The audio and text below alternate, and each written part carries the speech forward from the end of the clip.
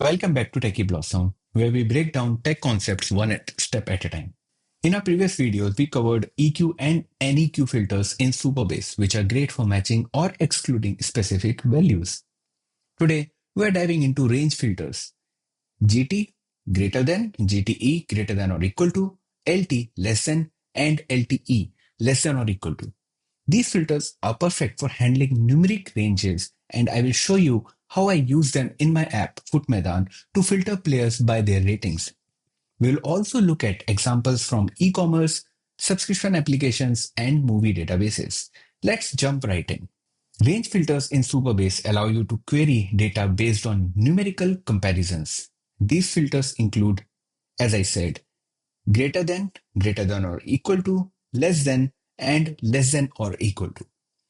For example, in an e-commerce app, you might want to filter products priced above $50 or show only products priced 50 or below.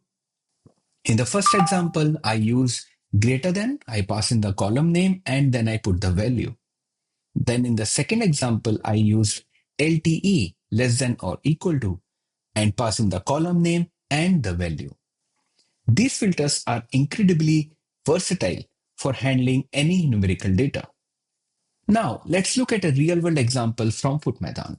In the app, users can filter players based on their ratings. For example, if a user selects a range of 55 to 89, we need to show players from ratings that are greater than or equal to 55 and less than or equal to 89.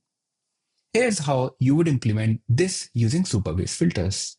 I'm using GTE and LTE combination and passing the values accordingly. This query ensures that only players within the selected range are returned. For example, the response now will look like this.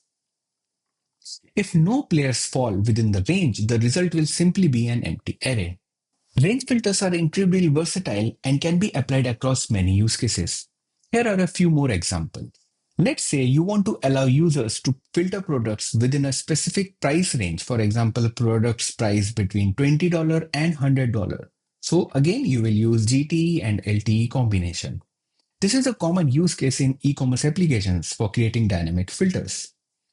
Second, if you are managing subscriptions, you might want to filter users based on how many days are left before their subscription expires. So here we are using LTE and we are passing days left with 30 value. This can help you send timely reminders or promotional offers. Now, in a movie app, you could let users filter movies released in 2000s like this. You can pass in release year as 2000 as for greater than equal to, and for LTE, you can pass release year as 2009.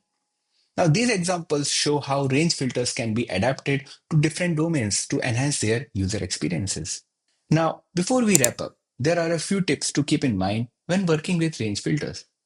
Combine filters for precision. You can chain multiple filters like GTE and LTE to create range queries, as we did in the player rating example. You can also validate input ranges. If users can set custom ranges, ensure the input values are valid. For example, minimum is less than or equal to maximum. Then index numeric columns. Columns like rating, price, or release year should be indexed for faster queries. Fourth is error handling. Always check for errors, especially if your ranges depend on user input. By following these tips, you can ensure your filters are both robust and efficient. And that's it for today's video on range filters in Supabase. Now you know how to use GT, GTE, LT and LTE to filter data like player ratings in FUT Maidaan, product prices or subscription timelines. If you found this video helpful, give it a thumbs up and subscribe to Techie Blossom for more coding tutorials. Up next, we will explore another powerful filter like, which is great for text searches. If you got questions or suggestions, drop them in comments below. Until next time, happy coding.